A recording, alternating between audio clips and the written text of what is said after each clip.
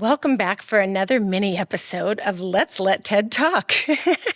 Today, I'm going to talk about comfort zones, how they're terrible things, and how we should all work towards ditching them entirely. So a lot of people feel like, ooh, that's outside of my comfort zone. And what I would encourage is that you get excited about that opportunity rather than feeling like, I can't do that. Comfort is where dreams go to die, is what I say, because I really believe that. I think if you stay in your comfort zone and you stay in things that you already know, what's the fun in that?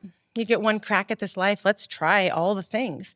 When I did this kind of surrender experiment, or when I started this about a year and a half ago, I got to the place where I would kind of reach back and be like, where's my comfort zone? And I could kind of touch it. Oh, okay, it's back there. It's still within reach. I haven't been able to touch a comfort zone for a long time now. And that feels very freeing to be able to live life that way. And I'm really excited about being able to do that.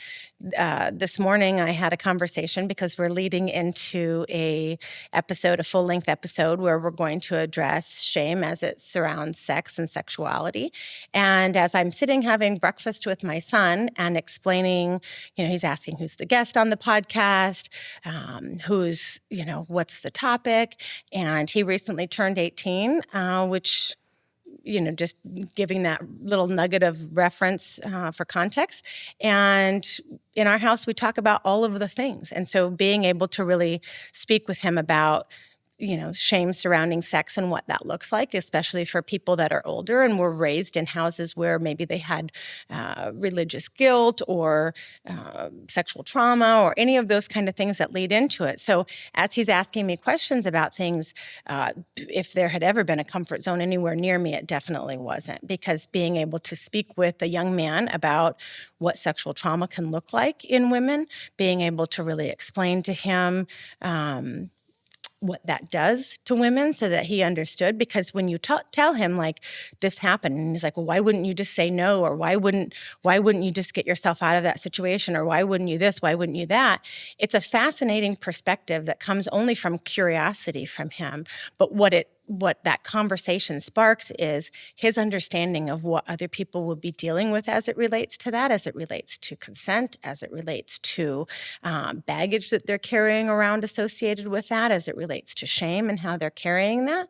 I will say that a new thing for me today that happened where I really had to take my own advice is my 18-year-old son asking if I was bisexual.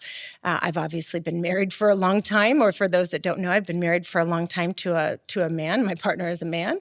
And but being able to speak with Wiley about the answer to that, whatever that looked like, and also being able to really understand that your sexuality is something that you should not be ashamed of, no matter what your sexuality looks like, is to me fascinating. It's fascinating because I believe that the son that I've raised is so incredibly open and emotionally intelligent, and I could not be more proud of the man that he is for being able to have those conversations. But what I will tell you is I found where the intersection of vulnerability and honesty meet, and it is where your son asks if you're bisexual. And it's pretty wild to be able to field questions like that, and also to be able to be so incredibly here for the fact that he felt comfortable enough to ask his mom that question. It was a proud moment for me, no matter what my answer was. So